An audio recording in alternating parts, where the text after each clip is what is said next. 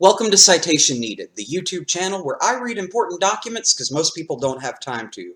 My name is Scott Latham, and today we are going to be reading the Articles of Impeachment against Donald Trump, President of the United States. Now, the impeachment of the president has dominated the news cycle for the last couple of months, with good reason, but with all of the opinion editorials out there, and frankly just the opinions on social media, I think it's important that we look at the actual text of the House resolution to impeach the president, because these are the charges that he'll actually be tried on in the Senate. So today's going to be just a straight reading of the Articles of Impeachment with absolutely no editorializing on my part. If you want my own analysis, tune in later this week, because I'm going to try to steelman both the prosecution and defense of the president and let you make up your own mind with the best possible information cited to all of the hearings in the House of Representatives. But just for today, we're going to read the House resolution to impeach the president.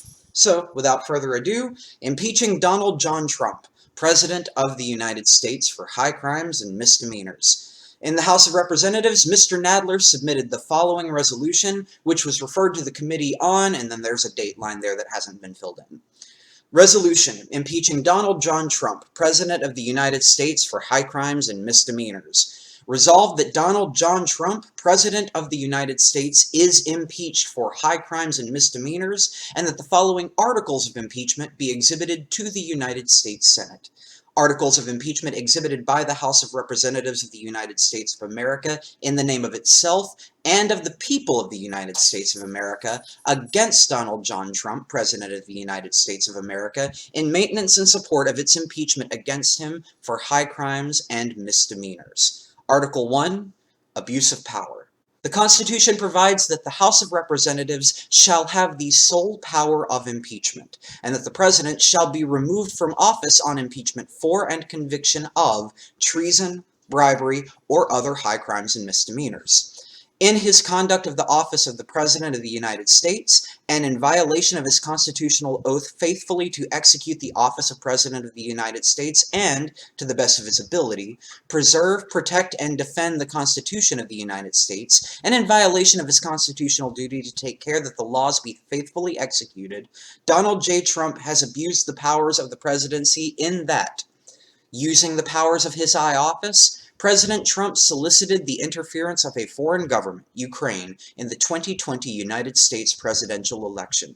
He did so through a scheme or course of conduct that included soliciting the government of Ukraine to publicly announce investigations that would benefit his re-election, harm the election prospects of a political opponent, and influence the 2020 United States presidential election to his advantage.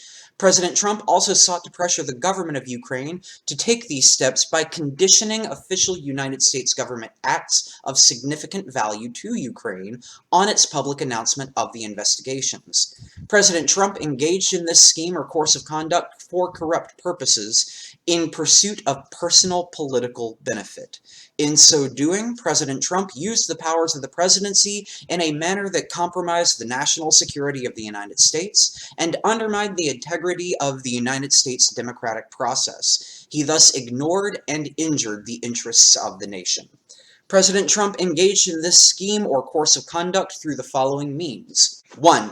President Trump, acting both directly and through his agents within and outside the United States government, corruptly solicited the government of Ukraine to publicly announce investigations into A political opponent, former Vice President Joseph R. Biden Jr., and B, a discredited theory promoted by Russia alleging that Ukraine, rather than Russia, interfered in the 2016 United States presidential election.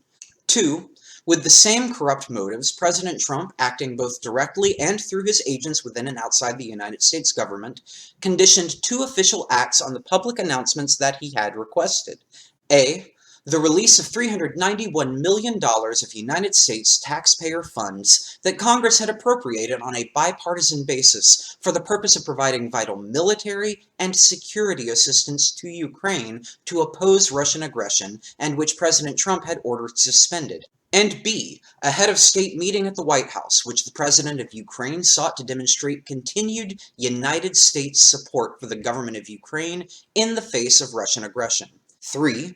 Faced with the public revelation of his actions, President Trump ultimately released the military and security assistance to the government of Ukraine, but has persisted in openly and corruptly urging and soliciting Ukraine to undertake investigations for his personal political benefit. These actions were consistent with President Trump's previous invitations of foreign interference in United States elections.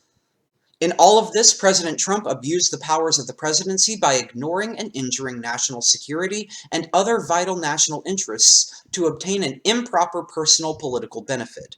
He has also betrayed the nation by abusing his high office to enlist a foreign power in corrupting democratic elections. Wherefore, President Trump, by such conduct, has demonstrated that he will remain a threat to national security and the Constitution if allowed to remain in office, and has acted in a manner grossly incompatible with self-governance and the rule of law.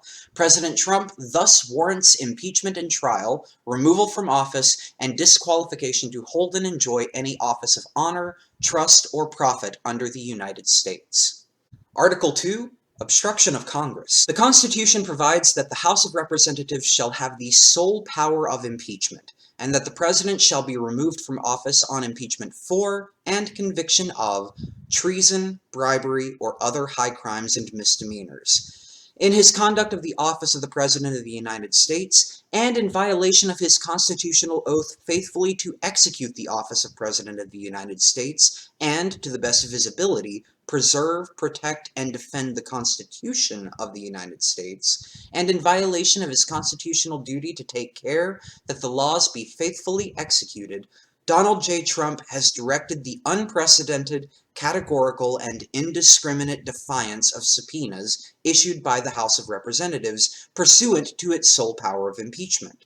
President Trump has abused the powers of the presidency in a manner offensive to and subversive of the Constitution in that the House of Representatives has engaged in an impeachment inquiry focused on President Trump's corrupt solicitation of the government of Ukraine to interfere in the 2020 United States presidential election. As part of this impeachment inquiry, the committees undertaking the investigation served subpoenas seeking documents and testimony deemed vital to the inquiry from various executive branch agencies and offices and current and former officials. In response, without lawful cause or excuse, President Trump directed executive branch agencies, offices, and officials not to comply with those subpoenas. President Trump thus interposed the powers of the presidency against the lawful subpoenas of the House of Representatives, and assumed to himself functions and judgments necessary to the exercise of the sole power of impeachment, vested by the Constitution in the House of Representatives. President Trump abused the powers of his high office through the following means. 1. Directing the White House to defy a lawful subpoena by withholding the production of documents sought therein by the committees. 2. Directing other executive branch agencies and offices to defy lawful subpoenas and withhold the production of documents and records from the committees, in response to which the Department of State, Office of Management and Budget, Department of Energy, and Department of Defense refused to produce a single document or record. 3. Directing current and former executive branch officials not to cooperate with the committees, in response to which 9 administration officials defied subpoenas for testimony, namely John Michael Mick Mulvaney, Robert B. Blair, John A. Eisenberg, Michael Ellis, Preston Wells Griffith, Russell T. Voigt, Michael Duffy, Brian McCormick, and T. Ulrich Breckbull. These actions were consistent with President Trump's previous efforts to undermine United States government investigations into foreign interference in United States elections. Through these actions, President Trump sought to arrogate to himself the right to determine the propriety, scope, and nature of an impeachment inquiry into his own conduct, as well as the unilateral prerogative to deny any and all information to the House of Representatives in the exercise of its sole power of impeachment. In the history of the Republic, No president has ever ordered the complete defiance of an impeachment inquiry or sought to obstruct and impede so comprehensively the ability of the House of Representatives to investigate high crimes and misdemeanors. This abuse of office served to cover up the president's own repeated misconduct and to seize and control the power of impeachment, and thus to nullify a vital constitutional safeguard vested solely in the House of Representatives. In all of this, President Trump has acted in a manner contrary to his trust as president and subversive of constitutional government, to the great prejudice of the cause of law and justice, and to the manifest injury of the people of the United States. Wherefore, President Trump, by such conduct, has demonstrated that he will remain a threat to the Constitution if allowed to remain in office, and has acted in a manner grossly incompatible with self-governance and the rule of law. President Trump thus warrants impeachment and trial, removal from office, and disqualification to hold and enjoy any office of honor, trust, or profit under the United States. So that's it. Essentially, we have a boilerplate statement of resolution at the beginning that describes the bill. Article 1 deals with his foreign relations policy and how that may have affected the 2016 election as well as the upcoming 2020 election. And then Article 2 deals with his domestic policy and possible abuses of power. If you want my personal analysis on this, I will be providing that in 2 separate videos later this week, one dealing with Article 1 and his foreign relations policy, and one dealing with Article 2 and his domestic policy. But for right now, at least when you get into your next internet flame war or an argument during Christmas dinner, you know what the articles themselves say, and that really puts you head and shoulders above most of the people in this conversation right now anyway.